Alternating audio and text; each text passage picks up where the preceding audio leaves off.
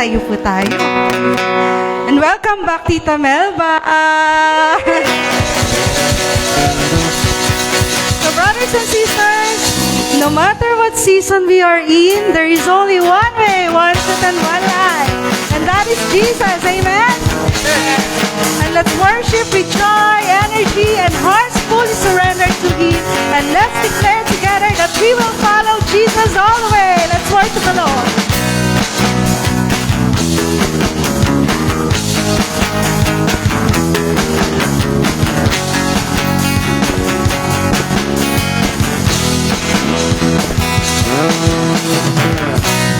Lie down at your feet, 'cause you're the only one I need. Turn to you when you were always there. Troubled times, it's you I see. I put you first, that's all I need. Humble all I am, all to you.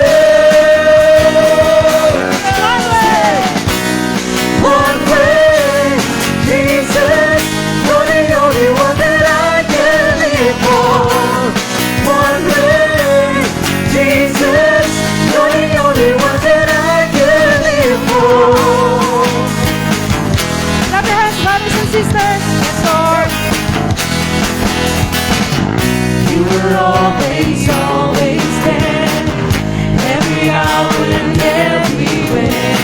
The grace abounds so deeply within. You will never ever change. You will never ever change. Yesterday, today, the same. Forever till forever, He's the way.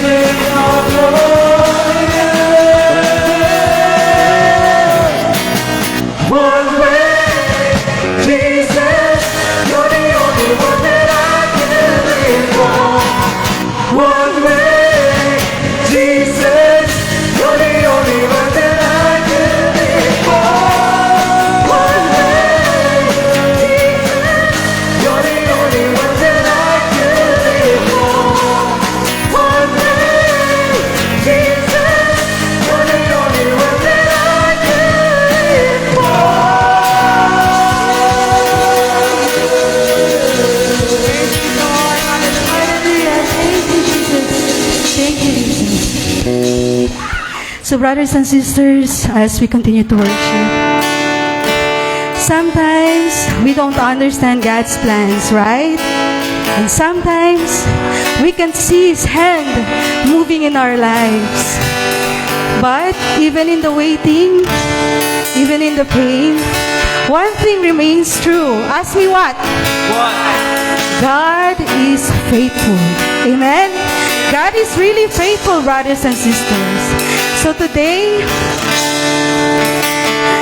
brothers and sisters, let's surrender our fear, our doubt, and our burden to Him.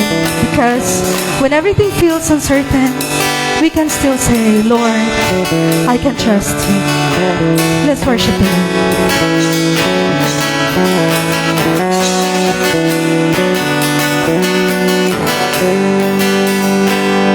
In the calling, in the going of every season, you know what you're doing.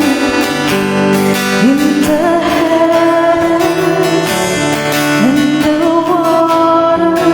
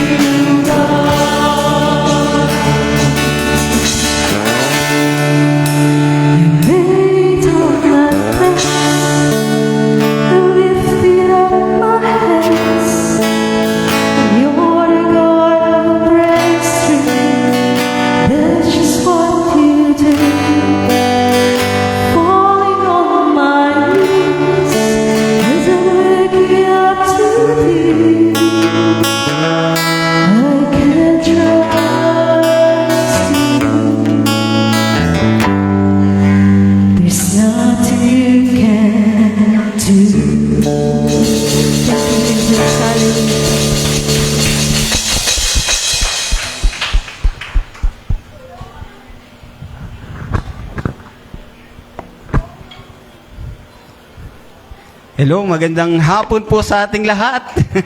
Batiin naman natin ang ating mga katabi ng magandang hapon. Woo! Magandang hapon, na-miss ko kayo last week.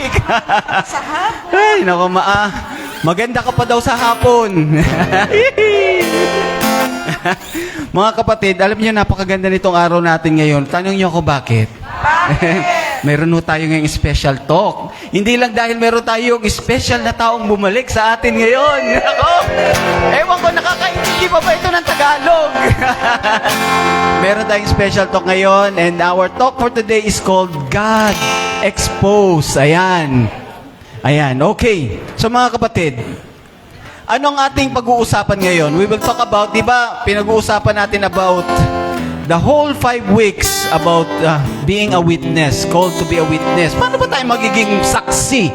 Di dapat nararamdaman natin ang Panginoon at dapat nakikita natin siya.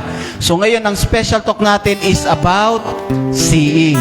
So ang title ng talk natin is See. Ayan. So mga kapatid, meron kayong mga pangarap sa buhay. Nakasulat po yan sa inyong mga novena to God's love. Kung wala kayong hawak, itaas nyo yung inyong mga kamay.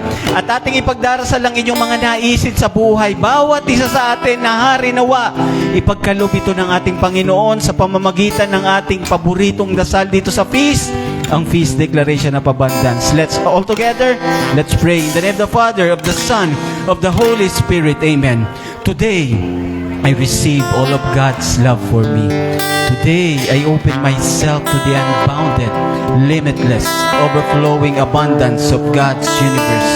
Today, I open myself to God's blessings, healing, and miracles. Today, I open myself to God's Word so that I become more like Jesus every day. Today, I proclaim that I am God's beloved. I am God's servant. I am God's powerful champion. And because I am blessed, I am blessing the world in Jesus' name. Amen. Mga kapatid, let's sing together and let's declare that something good is going to happen to us. Something good is going to happen to me. Amen. This very day.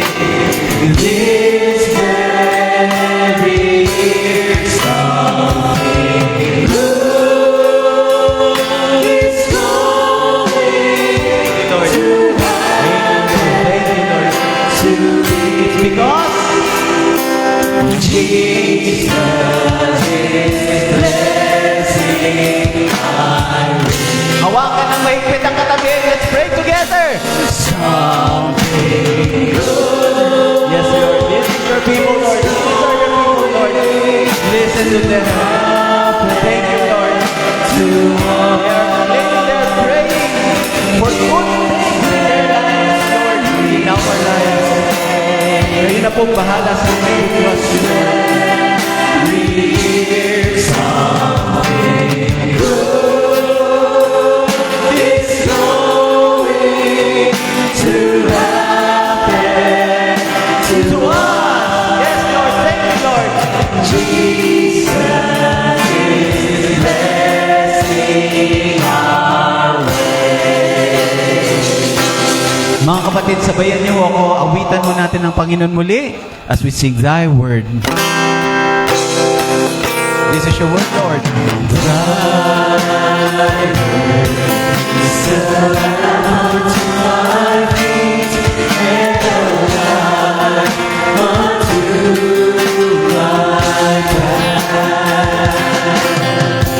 Thy word is a lamp unto my feet and a light unto my path. Before you sit, mga kapatid, sabayan niyo ako nitong ating verse for today. This is found in Jeremiah 29 verses 13 to 14. Sabi dito, when you search for me, you will find me. If you seek me with all your heart, I will let you find me, says the Lord, and I will restore your fortunes. This is our word for today. So, Pwede na po kayo maupo. And as you sit, sabihin nyo na naman sa katabi nyo, God will speak to you today. Yay! Amen. Ang init ng panahon, ano ho? Napakainit sa labas. Mga kapatid, eto medyo malungkot na tanong. Medyo malungkot na tanong sa inyo. Handa na ho ba kayong tanongin? Amen? Kayo ba'y naka-experience na ng depression or kaya sobrang baba ng loob yung pakiramdam ninyo sa buhay? Nakaramdam na po ba kayo? Na parang walang nangyayaring maganda sa buhay ko. Kahit anong gawin ko, kahit anong rasal ko, kahit anong simba ko, parang walang nangyayari sa buhay ko. It's as if hindi ko makita yung Panginoon. Naramdaman niyo na po ba yan, mga kapatid? Halos lahat tayo, di ba? And alam nyo, if you experience that, kung naranasan nyo na ho yan, huwag ho kayong masyadong panghinaan ng loob. Ano eh? Huwag kayong masyadong panghinaan ng loob. Pakisabi nga sa katabi, huwag panghinaan ng loob. Ayan. Bakit? Kasi nangyayari yan sa lahat. Hindi lang yan nangyayari sa inyo. Iba't ibang degrees yan. Nangyayari po yan sa lahat. And I urge you mga kapatid, talagang hinihikayat ko kayo, huwag ko kayong magbibitiw. Huwag kayong bibitiw sa ating Panginoon. Continue searching for Him.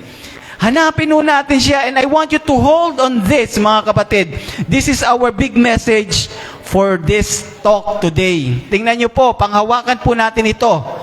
Kung hindi nyo maramdaman ng Panginoon, if you can trace God's hands, trust His heart. Kung hindi nyo maramdaman na kayo po'y hinihipo ng ating Panginoon, magtiwala kayo, mahal na mahal niya kayo. Amen? Magtiwala kayo sa kanyang puso. Ang pag-ibig, yan po'y dapat nalalaman. Dapat nakikita, nararamdaman. Kaya nga ang ating Panginoon mismo, gustong-gusto niyang iparamdam sa atin yung kanyang pagmamahal. Yung init ng panahon, yan ay pagmamahal ng Diyos sa atin. Amen? Sa mga oras ng pagsubok, mga kapatid, sa mga oras ng pagsubok, oras ng problema, maraming mga nagtatanong na tao, natatanong tayo, nasaan na ang Diyos? Natatanong ho ba kayo dyan? Nasaan ang Diyos? Ang hirap ng buhay ko, nasaan na kaya ang Diyos? Hindi ko siya makita. Siya ba'y bulag sa aking nararanasan? Parang natutulog ba ang Diyos? Parang pag gano'n, napapakanta na lang ho ako talaga ng sikapin mo, pilitin mong tibayan ang iyong puso. Tanging ikaw ang huhubog sa iyong bukas. Huwag mo sanang akalaing natutulog ba ang Diyos? Ang buhay mo ay mayroong halaga sa Kanya. Di ba? Minsan yan ang napapagsapag. May nagsasabi, natutulog ba ang Diyos? Napapakanta na lang ako roon. Napapakanta talaga ho ako. Mga kapatid, importante ho kayo sa Diyos. Bawat isa sa atin, importante ho sa Kanya. Mahal niya ho tayo. Amen? Parang, lahat naman tayo, rumaan ng kabataan, naglaro po ng tagu-taguan. Meron po bang naglaro ng tagu-taguan rito? Taas ang kamay. Nakipaglaro ng tagu-taguan sa kaklase. Ito, meron ako itatanong sa inyo. Di ba meron kayong crush? Noong kayo nagtatago-taguan. Anong ginagawa ninyo kapag yung crush nyo ang taya? Hindi na gagawa ng paraan para magpakita. Kaya 1, 2, 3. Pagkabilang ko ng 10, nakatago na kayo. Hindi tumatago. Ipinapakita ang sarili. Para pong ganoon ang ating Panginoong Hesukristo. Ang ating pong Panginoon parang ganoon. Ayaw niya nang nagtatago. Ipinapakita niya yung sarili niya sa atin. Ako po'y naniniwala, mga kapatid, hindi po nagtatago ang Diyos. Amen? Hindi po siya nagtatago. Kung hindi mo siya makita, meron malamang 2 rason bakit hindi natin makita ang Diyos. Bigay ko po sa inyo yung dalawa, ha? Una, bakit di natin makita ang Diyos? Una, you are not looking for Him. Hindi mo siya hinahanap, kaya hindi mo siya makita. Ikalawa, you are the one hiding. Baka ikaw mismo yung nagtatago. Bakit hindi mo makita ang Diyos? Mga kapatid, patuloy tayong maghanap sa Kanya. Amen? Hanapin ho natin siya tuloy-tuloy. At magtiwala kayo na bawat isa sa atin, mahal niya. Bawat isa sa atin. Wala iyang espesyal. Bawat isa sa atin, mahal tayo ng Diyos. Mga kapatid, kung hindi ngayon, kung hindi mo maramdaman na ikaw ay talagang kanyang inaakay, magtiwala ka, mahal ka ng Diyos. Trust His heart. Hindi ho kayo magkakamali doon.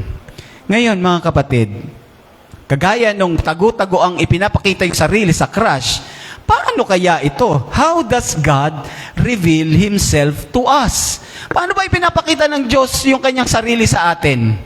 Alam nyo, ganito ha, bigyan ko kayo ng experiment. Itong mga taga Queen Mary, may hilig ito sa experiment may hilig itong mag-participate.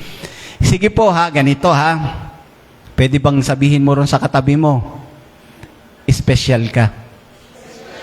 Oh, di ba? Special ka. Oh. You're special. Oh, sige nga. Ito mga kapatid ha. Hindi kayo gagamit ng salita. Hindi kayo gagamit ng salita. Action lamang. Action lamang ha. Sabihin mo rin sa katabi ninyo, special ka. Di ba? Walang salita, walang salita. Di ba? Di ba? Kaya pa rin niyayakap, hinahalikan, sinasandalan sa balikat. You're special, di ba? Ito, isa pa po. Without using words, hindi kayo magsasalita. Hindi rin kayo gagalaw. Pero ang gagamitin nyo lang, facial expression. Mukha nyo lang. Sabihin nyo sa katabi nyo, special ka. No? Di ba? Parang merong mahalik na gano'n, no?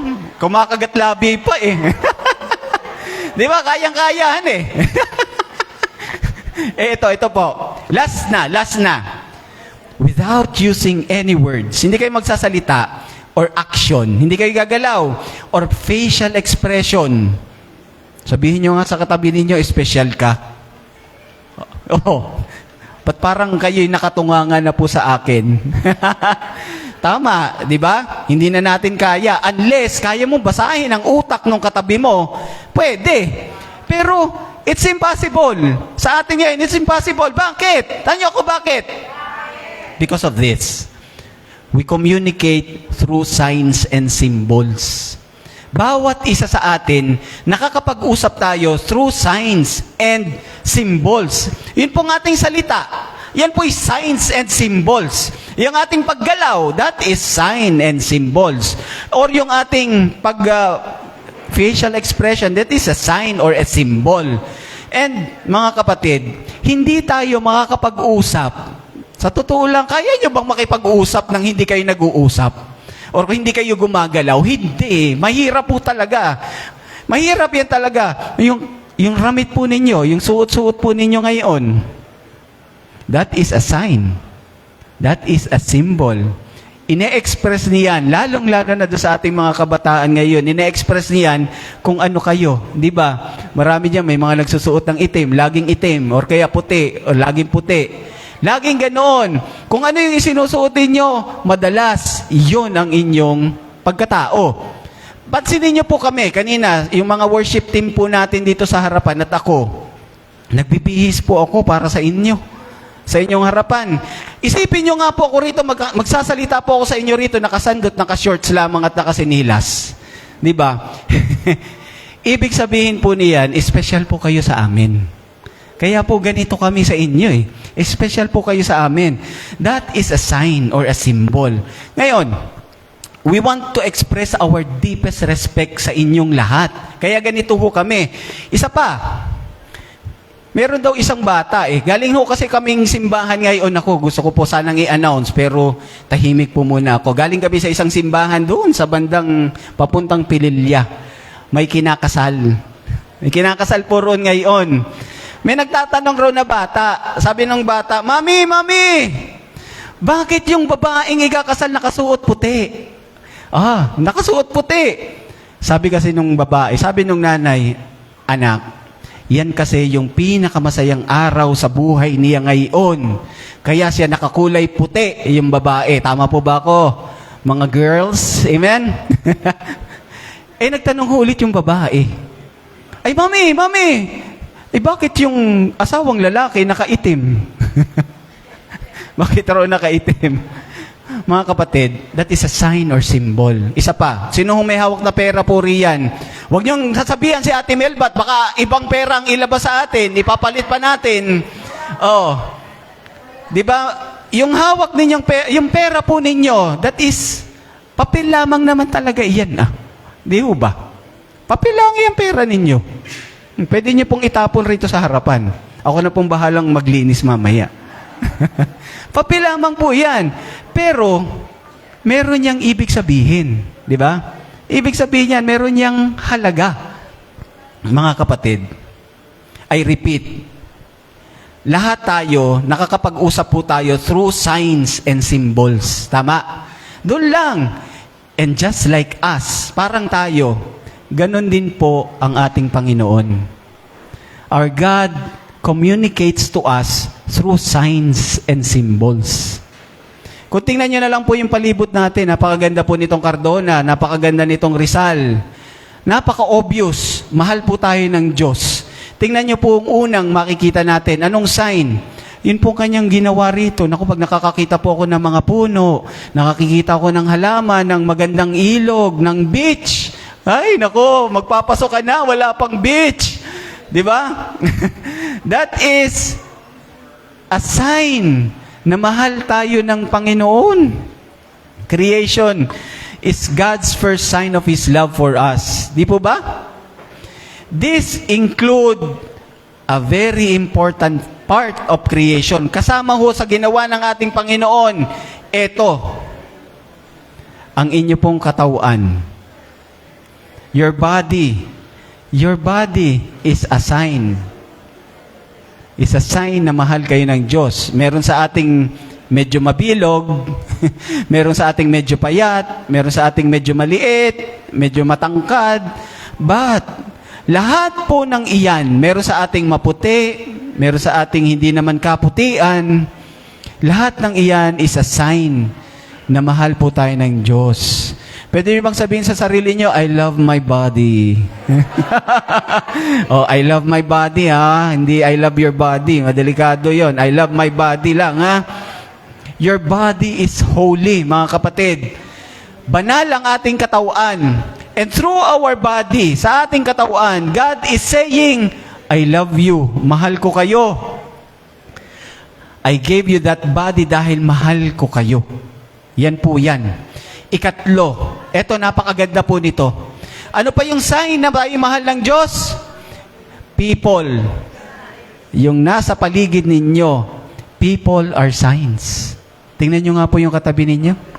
Nakikita nyo ba yung Panginoon dyan? Di ba, iba't iba yung ating itsura? Iba't iba yung ating itsura. That is a sign na napakakulay ng pagmamahal sa atin ng Diyos. People are signs na mahal ka niya. Kahit yung alam mo yung nangangailangan ka, biglang may darating. Ikaw ay biglang, alam mo yung lungkot na lungkot ka, meron kang matatawagan. Di ba? Bagsak na bagsak yung pakiramdam mo. Pupunta ka sa feast at makikita mo yung mga kapwa mo dito, brothers and sisters. That is a sign. Amen?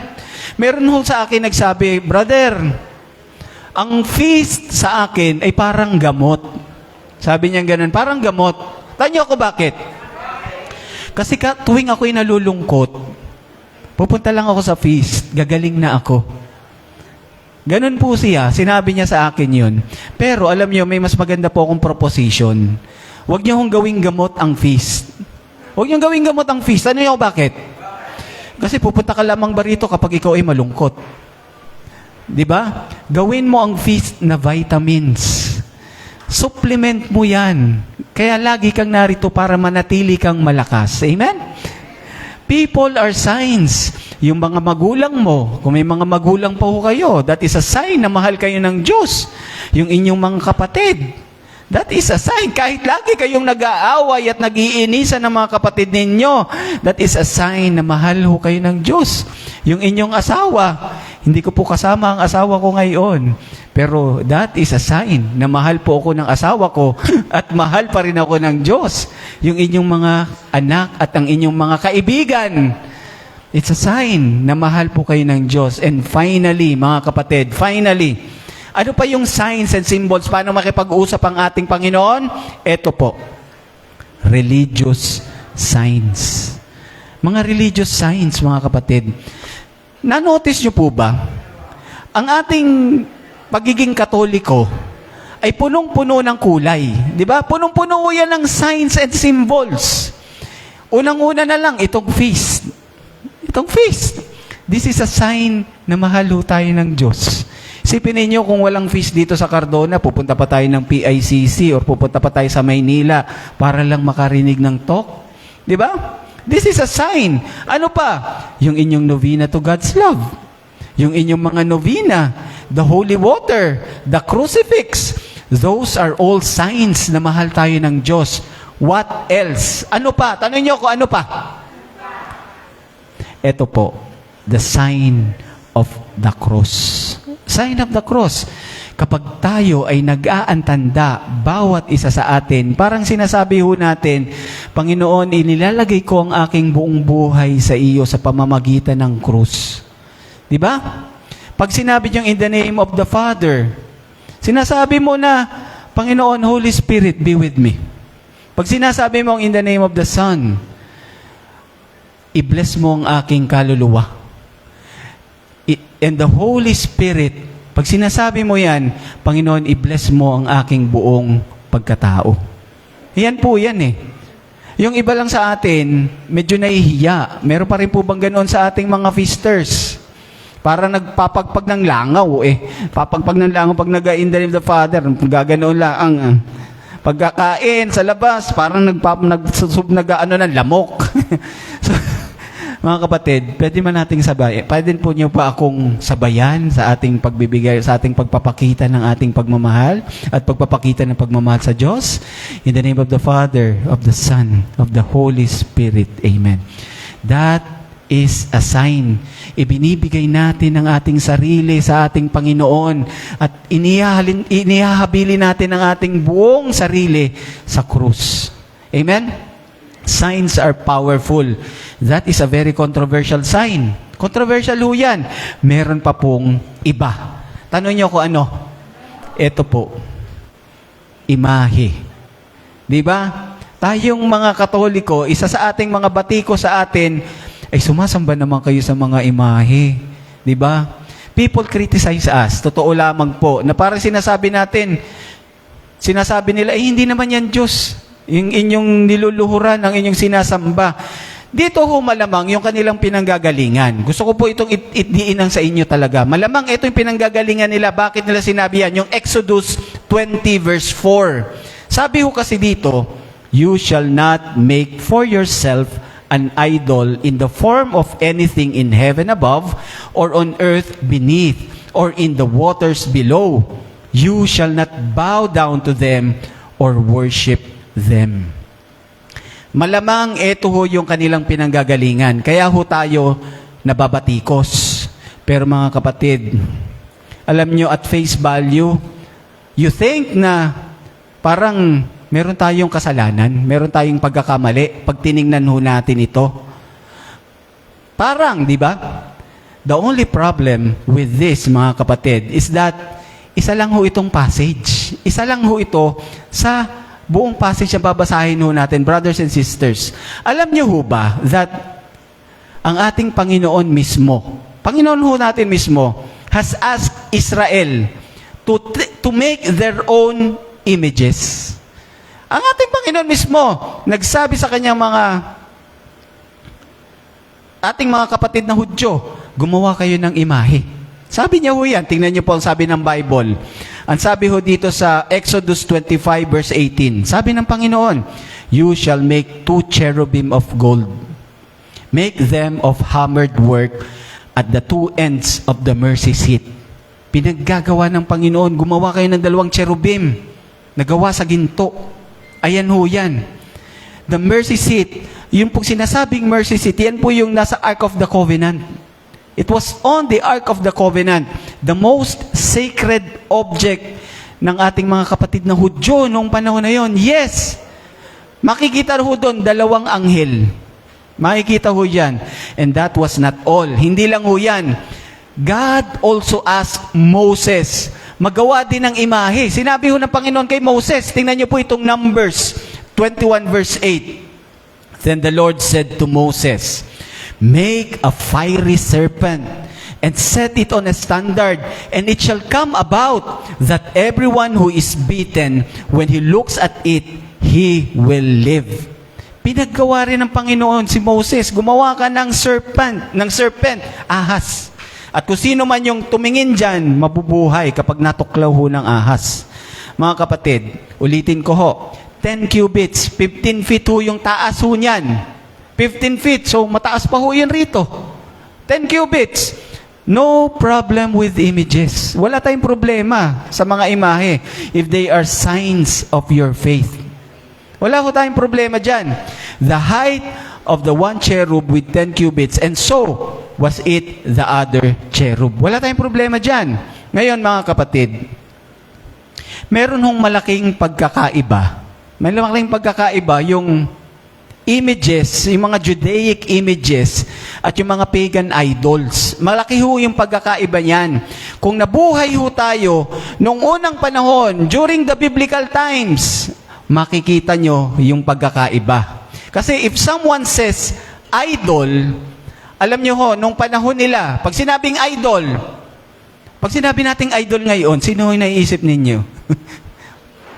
Parang yung mga nakatalikor na biglang harap sa pagkumanta ng nakablind, yung mga kumakanta. Pero pag sinabing idol, noong panahon na yon, alam nyo, ang iniisip ho nila, si Molech. Kilala nyo po ba si Molech? Pinag-iisipan ho nila, ang iniisip nila kaagad doon, si Baal. Yan po yung mga idols noong panahon na yon. And alam nyo po ba mga kapatid, noong panahon na yon, meron ho mga temple prostitutes, babae at lalaki, na kung sino man yung sumasamba, pwedeng pumunta sa mga temple prostitutes. Pakikita ko po sa inyo kung sino si Baal, ha? Ito po si Baal. Ayan, si Molech. Ito po si Molech. Sino ho si Molech? Tanyo ako sino? Yan po yung idol noong panahon nila. Noong panahon na yon. Ito po'y gawa sa bakal. Ano ho yung nangyayari ho dito? Ito po'y kanilang pinapaapoy. Pinapaapoy hanggang sa mamula-mula na po yung kanyang buong katawan, yung nasa tiyan po niya, mamula-mula na sa sobrang init. At ang ginagawa po ng mga tao noong panahon na yon, yung kanilang mga anak, sanggol, iaalay po sa tiyan ni Molech. Isipin ninyo yung ating mga anak, iaalay sa tiyan, susunugin para maging alay. Parang hindi ko yata maisip yung 4 kong anak, makikita ko roon. Di ba? Mga anak po ninyo, mga apo ninyo, ilalagay roon para maging alay, buhay, susunugin dun sa tiyan. And that was the kind of practice, mga kapatid, na pumapalibot sa buong Israelites noong panahon na yon. Ano ngayon ho yung connection niyan sa divine mercy? Diba? Ano ngayon yung pwedeng i-connect natin dyan sa ating Holy Rosary? Ano yung connection yan ngayon sa ating Sacred Heart? Wala. So, mga kapatid, the idols na pinabawalan noong panahon na yun na binanggit natin kanina, we're referring to Molech, to Baal, and other pagan idols na hindi ho maganda yung ginagawa. Hindi ho yan tungkol dun sa ating mga imahe na nakikita ho natin sa ating mga simbahan. Brothers and sisters, some signs, meron ho yung indelible connection. Kung ano yung sinisimbolize niyan. Halimbawa, lahat naman tayo may nanay. Itaas ang kamay na walang nanay. O, di ba? Lahat tayo may nanay.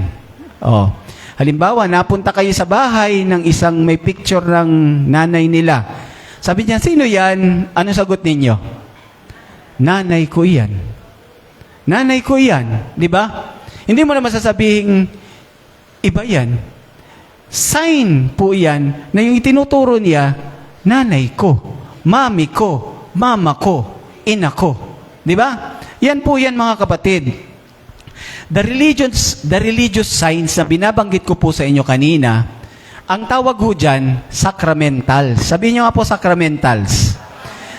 Sacramentals. The sign of the cross, the holy oil, the holy water, the religious statues. Yan ho, sacramentals ho ang tawag dyan. Yung scapular, relics, sacramentals ho ang tawag dyan. Pero merong mga bigatin na signs. Ang tawag naman ho dyan, sacraments. Sabihin nyo, sacraments. Ilang sacraments meron tayo? Oh, meron nagtaas ang kamay. 7. Alam niyo po ba kung ano yung sacraments na yan? Sacrament 1, Sacrament 2, Sacrament 3, Sacrament 4, Sacrament 5, Sacrament 6, tsaka Sacrament 7. Oh, alam niyo na po. Ano yung mga sacraments na yan? Baptism. Ano pa? Confirmation. Ano pa? Misa. Ano pa? Confession. Ano pa? Eucharist. Anointing of the sick. Marriage and priestly ordination. So yun po yung 7 sacraments. Ngayon, ang tanong, ano ang kaibahan ng sacramentals at sacraments? Alam niyo po ba kung ano ang kaibahan ng sacramentals at sacraments? Tanong niyo ko ano? Eto po. Sacramentals are instituted by the church. Sacraments are instituted by Christ. Ang ating Panginoong Hesukristo mismo ang nagtayo ng sacraments. But the sacramentals are instituted by church. Mga kapatid, dito po sa ating special talk ngayon, sana mabago ho tayo at talagang pinili ko po ito kasi gusto nating maging witness. We are called to witness sa iba. Ramdamin ho natin kung ano yung pagmamahal ng Diyos sa bawat isa sa atin. And today, I would like to talk about baptism and confirmation. Dito ho tayo magpo-focus sa ating talk ngayon. Sino hong nakakakilala kay Tomas?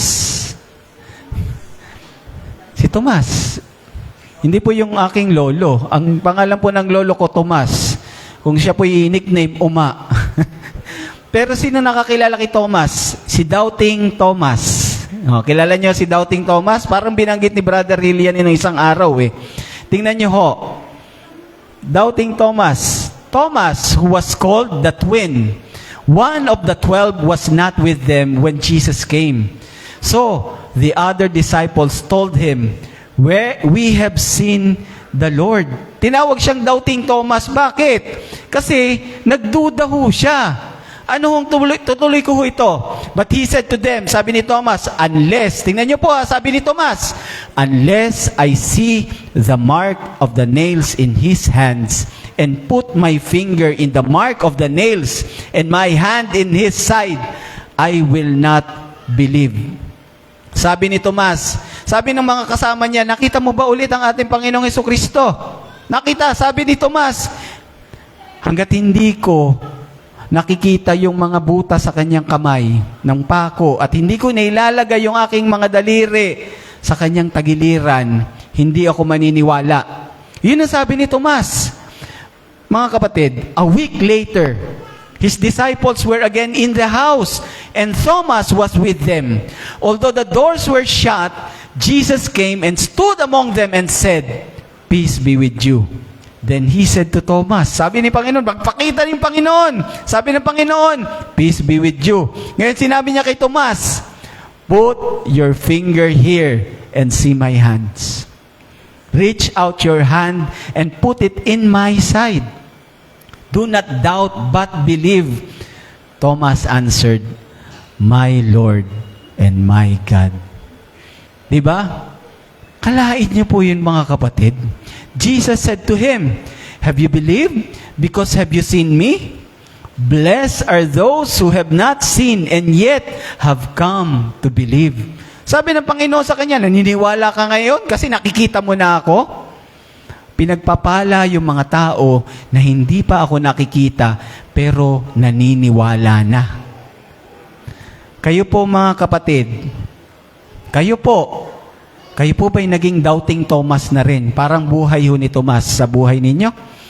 Iparte ng buhay nyo, kayo po ba'y nagduda? Di ba? Was there ever a time in your life na hindi nyo nakikita ang Diyos? To the point na nagdududa ka na talaga, mayroon ba talagang Diyos? Gawa ko ng gawa ng mabuti. Wala na bang nangyayaring mabuti sa akin? Lumalala pa yung sakit ko. Lumalala pa yung finances ko. Pangangailangan. Bakit ganon? Mga kapatid, in the story, what Jesus did was wonderful. Yung ginawa ho ng ating Panginoong Jesucristo kay Tomas, napakaganda. Thomas, ano nangyari? Si Tomas, naghahanap siya ng pruweba. Naghahanap siya ng pruweba kay Jesus na muling nabuhay. Aba, ipinatulan siya ng ating Panginoong Jesucristo. Di ba? Pinatulan ho talaga siya. Sige, o Tomas, hindi ka pa ba naniniwala? Hawakan mo ang mga sugat ko sa aking katawan. Di ba? Alam niyo, mga kapatid, God knows humans tend to operate with the to see is to believe mindset. Kaya niya pinatulan si Tomas eh. Kailangan ko munang makita bago ako maniwala. To see is to believe. But, Jesus, in the end, ano kanyang sinabi? Have you believed because you have seen me? Naniniwala ka na ngayon kasi nakita niyo ako? Blessed are those who have not seen and yet have come to believe. Di ba? Bakit kaya sinabi ng ating Panginoong Jesucristo ito? Bakit kaya? Tanyo ako bakit? Kasi alam niyo po, sinabi niya yan because naniniwala ang ating Panginoong Jesucristo ng ating hong pananampalataya. Yung ating pananampalataya, yan ho yung simula. Yan yung simula ng pagkakakita natin sa Kanya. Simula yan para natin siya makita. To believe is to actually see. Maniwala ka muna para makita mo ang ating Panginoon. Amen? Alam nyo, sa totoo lang po, we operate through faith every day. Bawat isa sa atin, naniniwala araw-araw. Tingnan nyo na lang po ito. Halimbawa, yung mga upuan na inyong inuupuan ngayon, pagdating nyo ba, i-inspection nyo muna. Kung merong sira yung upuan, merong hiwa, or kaya baka natutupi, baka ako'y biglang ihulog. Hindi. Di ba? Basta na lang kayo umupo riyan. Isa pa, yung mga sumasakay po ng jeep at tricycle. Oh. Kapag nakita nyo yung jeep na paparating, tinitingnan nyo pa po ba kung ano yung credential ng driver na nagdadrive? Or kaya yung tricycle, ito ba'y may lisensya? Pagkapara ay sakay roon sa Queen Mary. Di ba? Hindi na. Di ba? Kung kayo'y kumakain sa karinderya or sa restaurant, tinitingnan niyo po ba kung paano niluluto yung pagkain na inyong kinakain? Meron po bang ganon? O, di ba? We operate through faith. Every day, bawat isa sa atin, tayo'y nananampalataya na tama yung ating ginagawa. Tama yung ating sinasakyan, yung ating kinakain. Do we have faith? Yes. Meron ho tayong faith. And based on the examples na ibinigay ko sa inyo kanina, talagang nag-ooperate ang bawat isa sa atin sa pananampalataya. At tayo'y nagtitiwala. No question about that. Wala akong tanong dyan. But, ang totoong tanong, it's not about do you have faith.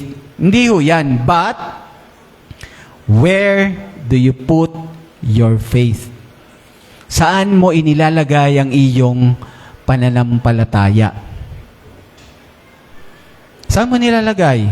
Yung pananampalataya mo ba, ibinibigay mo sa ating Panginoon? O yung pananampalataya mo, inilalagay mo sa iyong mga pagdududa, sa iyong mga hinaing, sa iyong mga problemang nararanasan? Doon mo ba nilalagay? Here is the problem, mga kapatid. When we are in trouble without God's power and love, marami po sa atin, natutuwa po ako dahil talagang napakatagal na nating pagkakasama dito sa feast. Alam ko sa atin, marami na hong natuto. Pero marami pa ho tayong mga kapatid na kapag nagkakaroon ng problema, nagdududa na sila'y mahal ng Diyos at kaya silang tulungan ng Diyos. Alam niyo po, ang unang-unang hinihiling ho sa atin ng Panginoon, tanong niyo ko ano? Maniwala, manalig. Yan ho ang hinihiling sa atin. To believe. Not even love.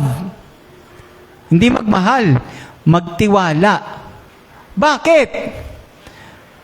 Because when we believe, kapag tayo nagtiwala, that's when we begin to see God's love.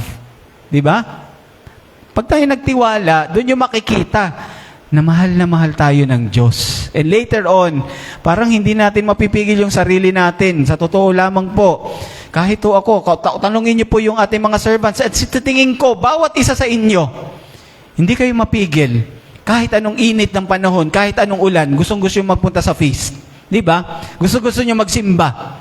Kasi nakikita nyo na yung pagmamahal ng Diyos sa inyo. Faith is the beginning. Love is the end. Yan po yan, mga kapatid. Mga kapatid, when you can't trace His hand, trust His heart. Kapag hindi nyo nararamdaman na kumikilos ang Diyos, magtiwala ho kayo sa Kanyang puso. Magtiwala kayo na bawat isa sa inyo, mahal na mahal niya. Amen? Palakpakan naman ho natin ang ating Panginoon. Mga kapatid, today, bibigyan ko ho kayo ng 4, ha? 4 na paraan, 4 ways to trace God kapag hindi nyo siya makita. Bigyan ko kayo ng paraan. Halimbawa, gusto nyo makita ulit ang Diyos? Amen? Pag hindi nyo siya makita, bibigyan ko kayo ng 4 na paraan. Paano nyo siya ite-trace? Paano natin makikita ang Diyos? Una, past. Sabihin nyo nga po, past. Ano yung past? And the furious. Yung mabilis, hindi. Nakaraan. Yung nakaraan. Tingnan nyo po yung storya ho ni Thomas. Doubting Thomas. Parang, naniniwala ako na parang unfair. Natawagin ho natin si Thomas na Doubting Thomas. Napaka-unfair. Tanong nyo ko bakit? Kasi hindi lang naman ho siya yung nagduda. Hindi lang si Thomas yung nagduda. Kasi before Thomas doubted the resurrection of Jesus, bago siya nagduda na nabuhay muli ang ating Panginoon, yung 10 disipulo, takot na takot. Takot ho na takot. Takot ho talaga sila. 5 verses back, makikita nyo ho ito. Tingnan ninyo. In John 20 verses 19 to 20, yung 10, when it was evening on that day, the first day of the week, and the doors of the house where the disciples had met were locked for fear of the Jews, Jesus came and stood among them and said, "Peace be with you." Natatakot sila. Nilalak nga nila yung pinto dahil natatakot silang malaman sila na sila yung tagasunod ng ating Panginoon. After He said this, He showed them His hands and His side. Then the disciples rejoiced when they saw the Lord. Namatay yung Panginoong Jesucristo. Natakot yung 10 na naniniwala sa Kanya at sumusunod sa Kanya. Di ba nagdududa din ho yung mga yun? Di ba? Parang hindi nila alam yung gagawin. Anong gagawin namin? Ilalak ba namin yung bahay para hindi nila malaman na narito kami? Before Jesus appeared to them, bago po magpakita yung Panginoon sa kanila, sila po ay natatakot. Sila ay nagdududa. Bakit kaya sila natatakot? Tanong ako bakit? Malamang sila po'y nakalimot. Nakalimot ho sila. Marami ho ba ritong ganoon? Yung mga cesarean po nating mga nanay, madalas nakakalimot. They forgot, nalimutan nila kung sino si Jesus Christ, kung sino ang ating Panginoong Jesucristo bago siya ipako sa krus. Di ba? Hindi ba nila naaalala na yung ating Panginoong Jesucristong ipinako sa krus, siya yung nagbago ng tubig na maging alak? Hindi ba siya yung nagparami ng tinapay at isda? Hindi ba siya yung nagpagaling ng mga may sakit? Hindi ba yun yung Jesus na bumuhay sa patay? Bakit sila natatakot? In other words, mga kapatid, they forgot what Jesus has done in the past.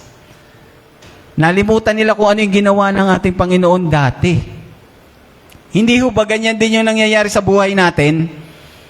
Tama po ba ako? Kapag tayo namomroblema, parang nalilimutan na natin yung mga magagandang bagay na nangyari sa ating buhay. Tama po ba ako? O tama? Diba? Kapag tayo nakakaranas ng problema, hindi natin naaalala na may magagandang nangyari sa buhay natin. And then we begin doubting. If you can see Him today, mga kapatid, tingnan mo siya dun sa iyong nakaraan. Kung hindi mo siya makita ngayon, tingnan mo kung ano yung nagawa ng ating Panginoon sa nakaraan. Here's the problem. Most of us, tayo ho ay nabautismuhan. We were baptized, pero hindi ho natin isinasabuhay yung ating bautismo. Bakit? Tanyo ako bakit? Sino ho rito yung mga nag-aalala? Lahat siguro tayo. Di ba?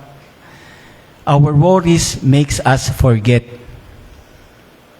So if you are doubting God, I have a word for you. Kayo ba'y nagdududa? Ito po. Let not the worries of today make you forget the glories of yesterday. Amen? Sinusubok ka lang. Huwag kang bibitiw. Tingnan mo yung nakaraan mo. Ang dami mong tagumpay. Isa pa. Ikalawa. Paano natin makikita ang ating Panginoon? People. Tingnan nga po ulit yung katabi. Hindi na makatingin. Nakikita niyo po ba si Jesus dyan? When Jesus first appeared to the disciples, naroon ba si Tomas? Yung sa ating binasa. Nung nagpakita si Jesus doon sa mga disciples, naroon ba si Tomas? Wala. Absent. Absent si Thomas. Missing in action.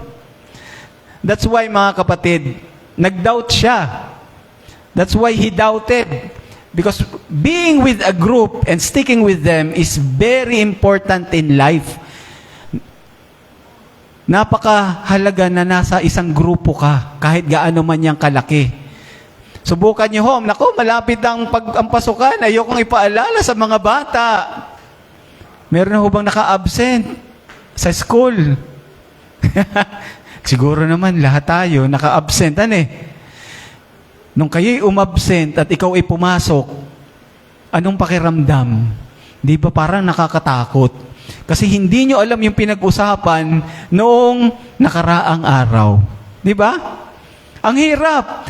And even if magtanong ka sa mga kaklase mo, pagpasok mo, parang nakakapagduda pa rin Kasi parang hindi ko pa rin alam. Nakakatakot kasi hindi ako present nung time na yun. In the end, mga kapatid, manghihingi ka pa rin ng tulong sa kapwa mo.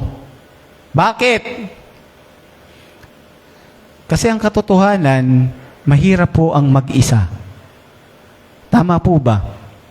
Mahirap ang mag-isa. Kaya, salamat sa feast, salamat sa light groups, salamat sa pamilya at sa mga kaibigan, hindi tayo nag-iisa. It's very hard to be alone. Sabi nga ho nung isa kong kaibigan, yung pinakang delikadong tao, hindi ho yung mga kriminal na pumapatay, hindi yung mga nagnanakaw, ang isa sa pinakadelikadong tao, tanong nyo ko ano? Yun pong taong nag-iisa at nalulungkot. Delikado. It's very hard to be alone. And that's the beauty of our baptism and confirmation. Yan ang kagandahan ng ating pagbibinyag at ang ating kumpil. It reminds us na hindi ho tayo nag-iisa. Sa totoo lang po, hindi tayo nag-iisa. Kapag tayo bininyagan at kapag tayo nakumpilan, we are welcome and included in God's family. Sa pamilya ng ating Panginoon, we become His children and we are one with the whole church. Yan po yan. Alam niyo yung ating pag-oo, our yes to God, parang hindi lang ho yan personal dimension na yes. It's also a communal yes. Bawat isa sa atin, umo-oo. Bakit? Tanong ako, bakit? We are not just called to believe. We are also called to belong. Bawat isa sa atin, hindi tayo tinatawag para lang maniwala. We are called para makasama ang ating mga kapatid. That's the beauty of baptism and confirmation. Kaya nga ho tayo may mga ninong at ninang. Lahat naman siguro kayo rito may ninong at ninang. Sinong wala? Di ba? Lahat tayo may ninong at ninang. O si Ninang Melba. Narito na, ninang. Matagal-tagal tayong hindi nakita. Ninong at ninang, parang nung bata po tayo, kahit hindi tayo makapagsalita ng yes to the Lord, kasi mga sanggol pa tayo nun, yung mga ninong at ninang natin ang nagsasalita on our behalf. Yun po yun eh. Yung desisyon natin na mapasama sa pamilya ng ating Panginoon, yung mga ninong at ninang natin at ating mga magulang ang sumasagot on our behalf. And later on, kapag tayo'y malalaki na, yan po yung kumpil. Tatanungin ulit tayo. Personally affirming our yes to the Lord. Ayan po yan mga kapatid and to our community. Kaya, alam nyo kapag may pagsubok or meron tayong pagdududa, dapat hindi ka nag-iisa. You should never be alone. Puntahan mo yung iyong ka-light group. Puntahan mo yung iyong pinagkakatiwalaang tao. Kausapin mo para maramdaman mo na mahal ka pa rin ng Diyos. Amen? Hindi ka ho talaga magkakamali dyan. That's the power in a small group or a community. Pag ikaw ay malungkot at wala ka makausap, punta ka dito sa feast. O kaya puntahan mo yung mga brothers and sisters natin dyan, kausapin mo. Hindi ka mag-iisa. Amen? There is power in community. There is power in completeness. Bawat isa sa atin binubuo ang isa't isa. Remember mga kapatid, si Tomas, wala ho siya nung nagpakita sa ating Panginoong Jesucristo doon sa unang 10 disipulo. Wala siya. He was absent. He was disconnected with Jesus. Disconnected siya. Pero nang nagpakita ang ating Panginoon sa kanya, nagpakita. Hindi na siya umalis. Ayaw kasi ng Diyos na maging OP si Tomas eh. Having a hard time finding God in a tough situation? Kayo ho ba? Bawat isa sa inyo. Nahihirapan ho ba kayong hanapin ang ating Panginoon? Kapag tayo nagmumroblema? Mahirap po eh. Pero alam niyo, pag ako ho yung namumroblema, kinakanta ko lang talaga yung yes Lord, yes Lord, yes, yes Lord. Trading my sorrows, I'm trading my shame for the glory of the Lord. And I also try to look for people. So, bawat isa sa atin, kapag tayo namumroblema, tingnan nyo yung mga katabi ninyo. Tingnan nyo yung iyong mga pwedeng mapaghingahan ng sama ng loob. Let other people help you. Diba? Sabihin nyo nga sa katabi, humingi ka ng tulong. Diba? Oh, tulong! Tulong! Oh. Alam nyo, naniniwala po ako, kapag mabigat yung ating problema, i-share nyo ho yan sa inyong katabi or share nyo sa inyong pinagkakatiwalaan, mababawasan ho yan kaagad ng kalahati. Di ba? Bawas kaagad yan ng kalahati. Kung ikaw naman yung makikinig, huwag ka na lang sumagot, makinig ka na lang. Bawas ang kalahati ho yan. a burden shared is a burden halved. A joy shared is a joy doubled. Ayan. Ngayon mga kapatid, ikatlo, ito ang gustong-gusto ko ito. Having a hard time finding God, puntahan mo ang iyong past, puntahan mo ang iyong mga tao, the people, and third, alamin mo kung ano yung purpose mo. Amen? Alam niyo ba yung purpose niyo sa buhay? Have you forgotten your purpose? O kung nalimutan niyo lang yung inyong purpose, parang nafe-feel niyo sa sarili ninyo, parang wala namang kwenta itong buhay ko eh. Wala namang kwenta yung aking pagkaka-anak rito sa mundo. Alam niyo mga kapatid, here are two possible reasons bakit parang meaningless yung buhay natin. Una, you forgot your purpose. Nalimutan mo kung ano yung iyong dahilan, bakit ka narito. And number two, you do not know your purpose. Sino ho dito alam na yung purpose sa buhay? Wow, ayaw matanong. Si Ate Melba, gusto matanong, lalapitan kita. Sino rito yung nalimutan na yung kanilang purpose sa buhay? Taas ang kamay. If you forgot your purpose, brother, sisters, kung nalimutan nyo, alam nyo, alalahanin po ninyo kung ano yung naging fire ng buhay ninyo. Kung hindi nyo ho ito alam, yet, try to discover it. Ang lalim ho, di ba? Parang ano yung sinasabi ni brother? Alam nyo, bibigyan ko kayo ng isang example paano nyo malalaman ang inyong purpose sa buhay. Tanong nyo ako, ano?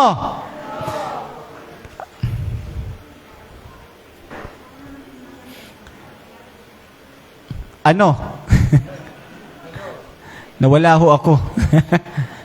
Alamin ho ninyo kung ano ang ibig sabihin ng inyong pangalan. Alam niyo ho ba kung ano ang inyong ibig sabihin ng inyong pangalan? Mga kapatid, tanyo ako bakit? Your name reveals your God-given identity and purpose. Bakit? Diyan ho kayo bininyagan, di ba? Nakikita niyo ba pag binibinyagan tayo ng pare? Sino binabanggit yung pangalan natin, binibinyagan kita sa ngalan ng Ama, ng Anak, ng Espiritu Santo. Your name reveals your God-given identity and purpose. Alamin yung ibig sabihin ng pangalan ninyo. Si Tomas ho in Greek, Tomas is Didymus. So ngayon, yung Didymus and Tomas, ang ibig sabihin ho niyan, kambal, twin. So biblical scholars, mga kapatid, believe that it's a metaphor. Yung Tomas, ang ibig sabihin daw niyan, true friend or companion. Yun po yan eh. And true enough. Hindi ho iniwan ni Tomas ang ating Panginoong Jesucristo nung nalaman niyang buhay ho siya. At hanggang siya'y mamatay sa India, pinoproclaim niya yung ating Panginoong Jesucristo. Hindi niya iniwanan. Ngayon, kilala niya naman ho kung sino ako. Alam niya po ba kung anong pinagmula ng pangalan ko? Inalam ko po iyan. Ayaw pong aminin ng tatay ko. Pero kinuha po yung pangalan ko kay Fernando po. Pero, yung unang pangalan ko po, inalam ko po kung anong ibig sabihin. Subukan niyo po sa inyo, ha? Pero yung unang pangalan ko, ang ibig sabihin daw po niyan, counsel. Nagbibigay ho ng counsel. Or kaya, nagbibigay ng advice. Ayan ho yan. Or decision maker. Yun po yung ibig sabihin ng una kong pangalan. Yung ikalawa kong pangalan, tanongin niyo ko ano? Ano pong nakikita niyo sa akin? Guwapo. Diba? Wag naman. Pero yun po yung pangalawa kong pangalan. Sabi raw po, nung ni-research ko po ito, handsome daw po talaga. Ewan ko. Wala. Yun raw po talaga eh. Hindi ko talaga mapigil. Subukan niyo po. Alam niyo, mga kapatid, alamin niyo kung anong ibig sabihin ng inyong pangalan. Yung mga anak ko po, tawagan niyo ho ng yung first name nila. Yung mga anak ko, bawat isa, sabay-sabay ho yung lilingon. Pero yung first name po ng anak ko, mga anak ko, na anak namin, ang ibig sabihin ho niyan, strong. Yung first name niyan, malakas, strong, exalted. Kayo, anong pangalan po ninyo? Ano po yung ibig sabihin ng pangalan ninyo? Pag-uwi po ninyo, subukan ninyong i-research kung anong ibig sabihin ng pangalan ninyo. Maybe, kung nalimutan nyo yung purpose nyo or hindi nyo alam ang purpose ninyo, sa pamamagitan ng pangalan nyo, baka malaman nyo kung ano yung purpose ninyo sa buhay. Amen? In baptism, mga kapatid, the name is very important. In fact, it's sacred. So, kung kayo po yung magkakaroon ng anak or ng apo, pag-isipan nyo pong mabuti yung pangalanan Pag-isipan nyo pong mabuti talaga. Meron po akong mga kilala. Naku, yung ko pong sabihin. Pero habang nanganganak po sila, kung ano po yung una nilang makita, yun po yung ipapangalan sa anak. Ay, awan ko, Ninang. Totoo po ba iyon? Kung anong unang makita yun yung ipapangalan sa anak. The names, mga kapatid, you will give. Yung mga pangalan na ibibigay nyo sa inyong mga anak, is tied to their identity. Yan po yung kanilang mga identity, yung kanilang purpose, and later on, their destiny. Yung ipapangalan pa lamang ninyo sa anak ninyo. So assignment, mga kapatid, pag-uwi, subukan yung tingnan ang inyong pangalan. Pray about it. Pagdasal po ninyo, baka makita nyo kung ano yung purpose ninyo sa buhay. And never lose it na. Amen? Ika-4. Ano ulit?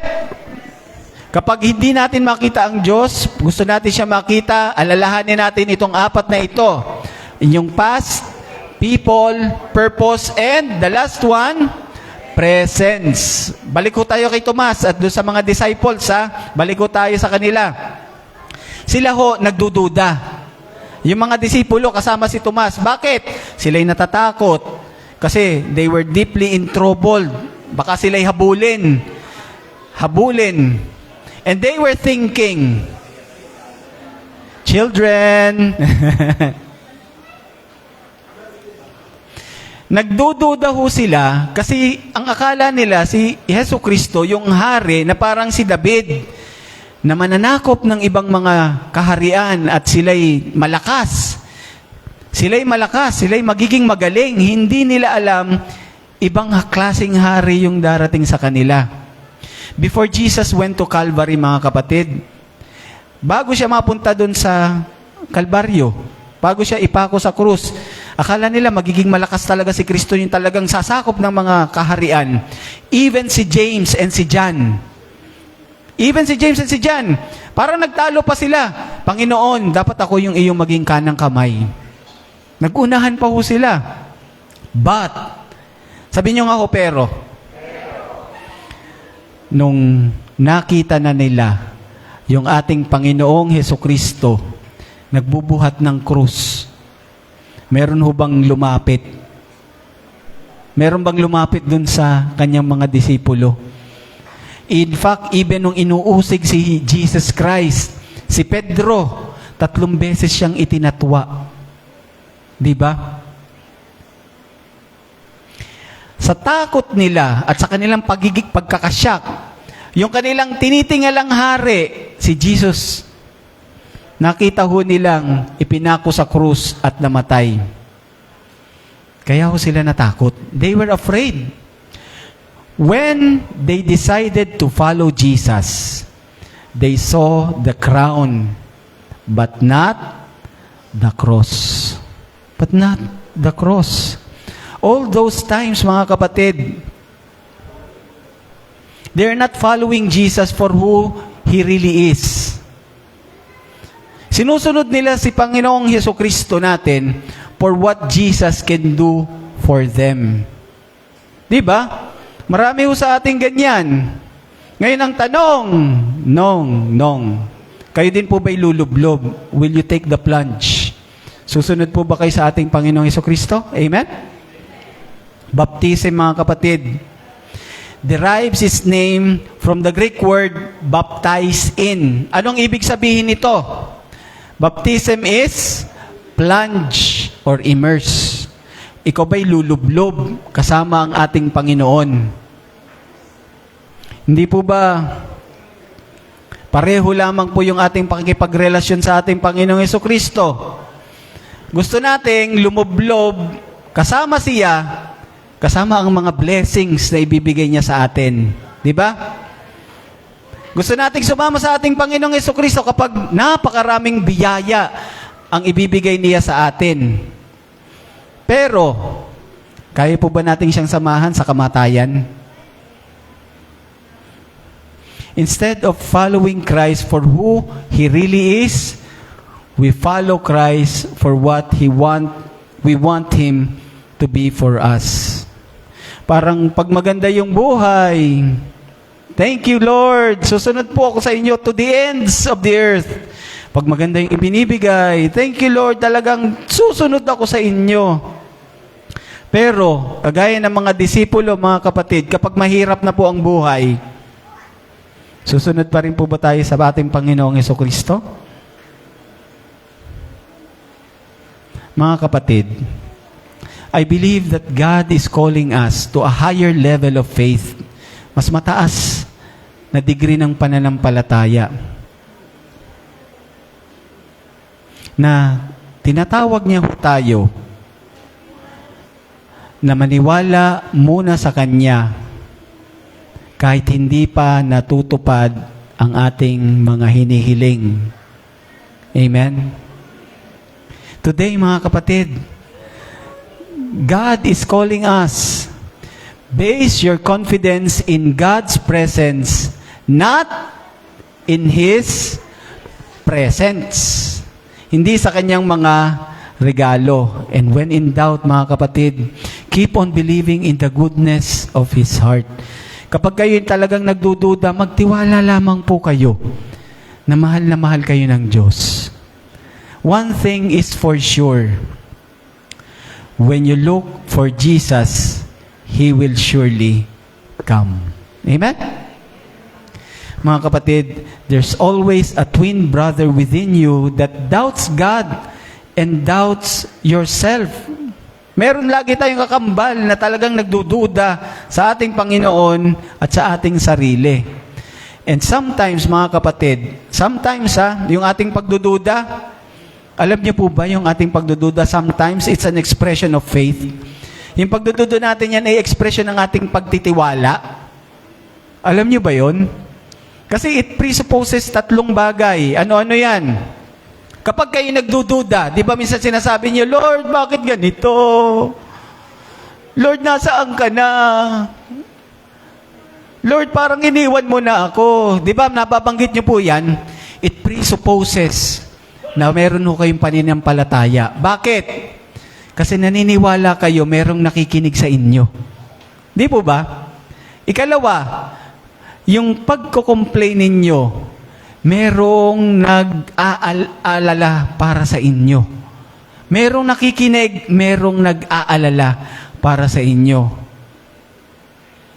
At kapag kayo'y nagdududa at sinasabi ito sa Kanya, meron kayong sinasabihan na parang nagsusumbong kayo sa inyong tatay or sa inyong magulang na merong tutulong sa inyo. And that is faith, mga kapatid. Yan ho ay pananampalataya. As I end, mga kapatid, faith is not knowing that God can, but knowing that God will because He loves you. Amen. I have never walked alone. I've never been abandoned. You are my inheritance. You are my strength and shield, and I am confident. Sa kahit anong bigat ng ating buhay, nadyan ang ating Panginoon sa atin. Amen? Ito po yung aking mabigat na mensahe sa inyo. When you can't trace His hand, trust His heart. Amen. Palakpakan naman ho natin ang ating Panginoon.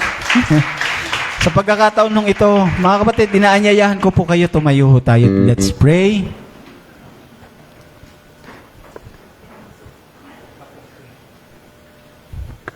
In the name of the Father, of the Son, of the Holy Spirit. Amen. Lord Jesus. Panginoon, sa pagkakataon na kapag kami napakabigat ang dinaranas, kami po'y nagdududa sa inyo. Patawad, Panginoon, dahil kami po'y mahina. Patawad, dahil kami po'y marupok. Dahil kami po'y mayroong pagdududa. Pero Panginoon, maraming salamat sa kabila ng lahat. Hindi niyo pa rin iniiwalay ang sarili niyo sa amin. At nariyan pa rin ang inyong pagmamahal sa bawat isa sa amin. Thank you, Lord. Maraming salamat po. Sa bigat ng problema po na aming nararanasan dito sa mundo, hindi niyo kami iniiwan. Hindi niyo kami pinababayaan.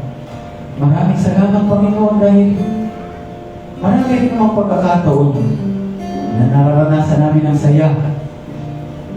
Nararanasan namin ang tagumpay. Titiwala kami sa inyo, Panginoon. We trust you, Lord. We trust you with all our hearts and minds.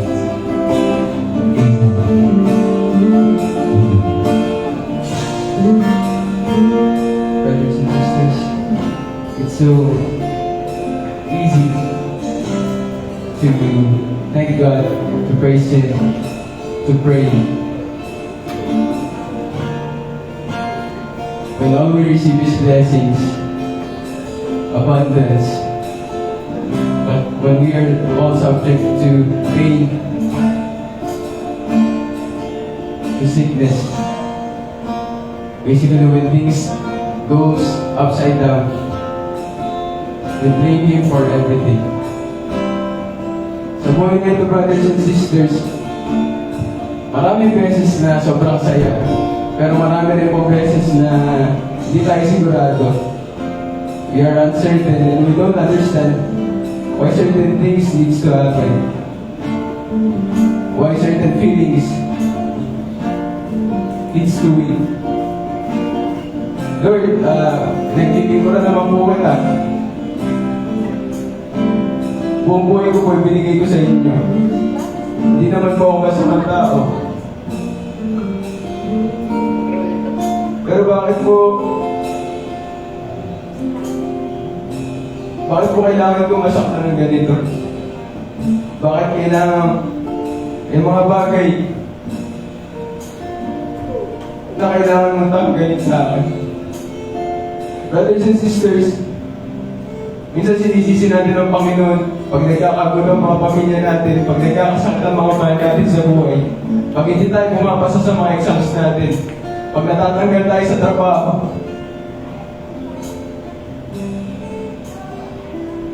Pag hindi natin maintindihan kung anong purpose ng buhay natin.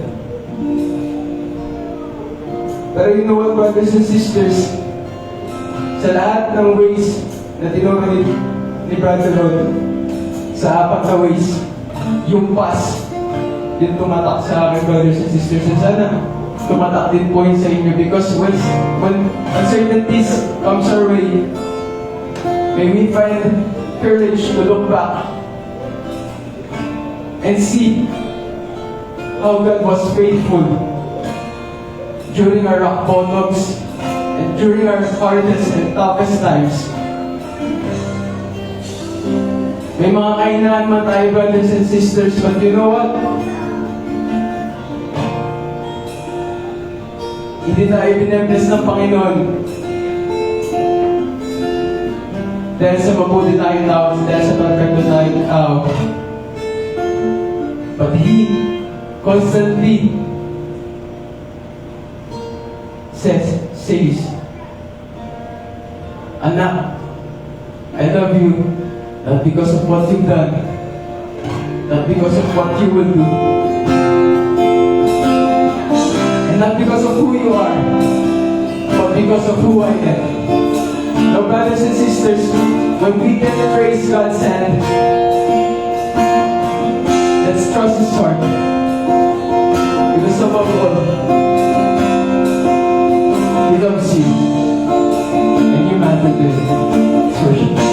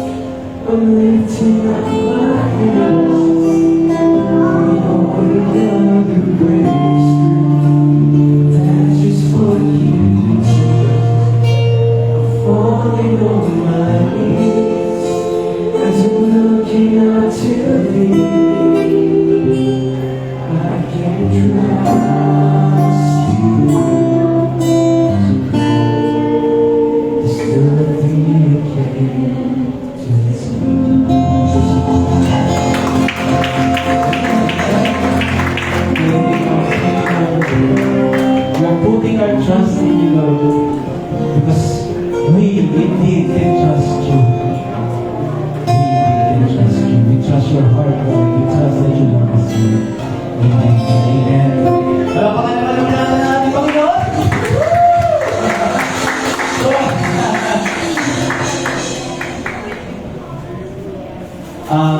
tayo magpunta sa ating love offering times. Meron na tayong konting announcement. Sige po. Maupo po muna tayo. Ahapin nyo naman yung katabi ninyo. Kung talagang pinabit nyo. Talagang mahal na mahal tayo ng Diyos. Amen?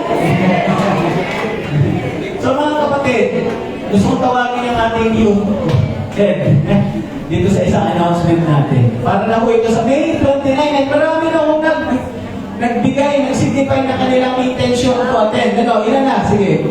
Sister Mike. Nasa 9 na po tayo or 10. Nasa 10 na tayo. Ikaw po, naiiyak ka yata. Ayan, i-invite po namin ulit kayo sa Friday na po ito. This Friday, May 29, ito po ay fundraising ng buong youth ng Feast Rizal. Ito po ay painting workshop, art workshop po for all ages. Ito po ay hindi lang po sa mga marunong mag-paint, marunong sa art. Ito po kung gusto niyo po na matuto, pwede po tayo dito lahat. Yan. Sa End Coffee po ito, may registration fee lamang po na 1,000 at may libre na po itong drinks. Yan. Mauwi niyo naman po yung mga painting. Yan. Thank you po. Ayun po. Thank you po. Oo, kasi isang araw nagsasalita na ng Tito, ilang pa rin nagsasabi. Ngayon, may higit 10 may higit na daw. Pero alam nyo, ini-invite ko kayo. Talagang napakaganda po nito, Paint Someone Today. Ayan ho yung mga unang batch natin, no? Meron po ako yung dalawang anak ko, nag-paint na ko sila. Nakadisplay na ko sa bahay yung kanilang ginawa. And acrylic ho ata yung ginagamit nila, kaya pwede ho yung hugasan. Hindi ho basta-basta nasisira. Kaya kung gusto nyo ho, kahit hindi ho mga bata, yung mga gusto mag-paint, Ninang Melba, baka gusto mo. Naging ninang ko na talaga yan eh. So, yan po. Isa pa. Oh. Sorry po. At kung hindi naman po kayo makakapunta, kung hindi naman po kayo makakapunta, pwede po kayong mag-sponsor ng isang tao para sila po yung makapag-attend ng painting workshop or nag-asap naman po kami ng donation. Yun po, thank you po. So, yan po. Nag-access pa kasi na ng donations, kahit magkano. Mga kapatid, si Maymay, si Luke, sino pa? Si Hip ba nakapag-kapkandi ka na?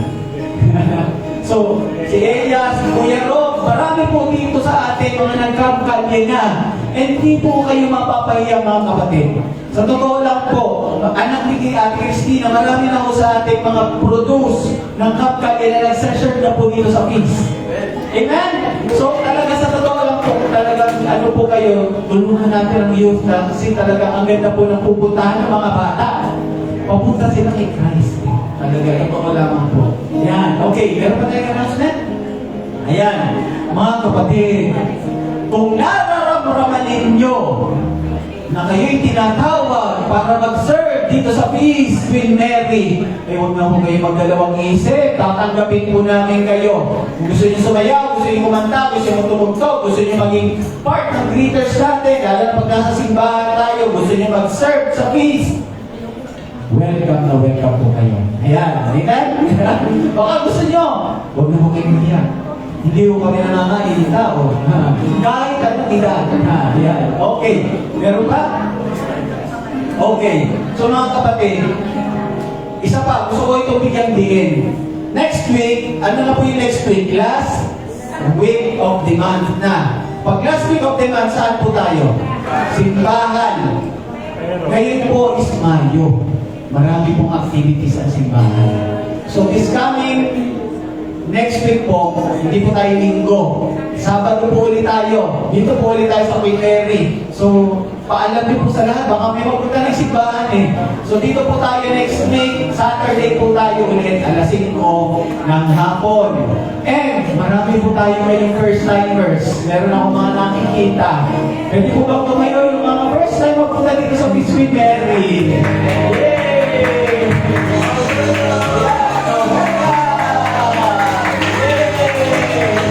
Ang kapatid, pagdasal po natin sila, taas po yung kamay niyo sa kanila, and let's pray for them. In the name of the Father, the Son, and the Holy Spirit. Amen. Lord Jesus, maraming salamat po sa pagpapadala niyo po ulit ng aming mga bagong kapatid dito sa Feast with Mary. Nawa, Panginoon, ito po hindi isang beses lang, At naniniwala kami hindi po ito isang pagkakataon lang na narito po sila. Tinawag niyo po talaga sila, bawat isa sa kanila, para magsilbing sign and symbol ng iyong pagmamahal sa amin at pagpapakita po na kayo'y nagmamahal rin sa kanila. Panginoon, tinataas ko po ang bawat isa dito sa kanila, pagpalain niyo po sila, ang kanilang mga kalusugan, ang kanilang pag-aaral, ang kanilang pagtatrabaho, ang kanilang pamumuhay dito sa mundo. Kayo na pong bahala, nagtitiwala kami sa inyo, Panginoon, na wala kayong nais sa kanila kundi kabutihan para sa kanila. This we ask and pray in the mighty name of Jesus. Amen. Amen. Welcome po, mga kapatid. So, mga kapatid, let's have our love offering, yung mga tithes and love offerings po natin. Itaas sa po natin. And let's pray for them. Lord Jesus, maraming salamat po. Ito po ang aming mga munting nakayanan. Nawa, Panginoon, ito po inyong pagpalain at inyong po palaguhin, siksik, liglig at umaapaw para lalo papalaganap ang inyong mabuting balita at pagtulong sa aming kapwa. Panginoon, itinataas ko rin po itong aming mga kapatid na nagbibigay ng kanilang time, talents, and treasures. Alam nila yung kanilang ginagawa. Alam po nila, Panginoon, alam po ninyo kung ano ang kanilang mga naisip sa buhay. Kayo na po yung bahala sa kanila, Panginoon. Pagpalain niyo po sila and bless them more so that they can give more. Panginoon, itinataas ko din po lahat. Lahat po ng aming mga nais sa buhay. Lahat po ng mga narito sa amin ngayon. Ito po aming mga kasama dito sa Peace Queen Mary at yung mga hindi po namin kasama. Panginoon, itinataas po namin ang kanilang mga naisin at kanilang mga gagawin itong darating na linggo na ito. Pagpalain niyo po sila. This we ask and pray in the mighty name of Jesus. Amen. So mga kapatid, with a very cheerful heart, let's have our love offering.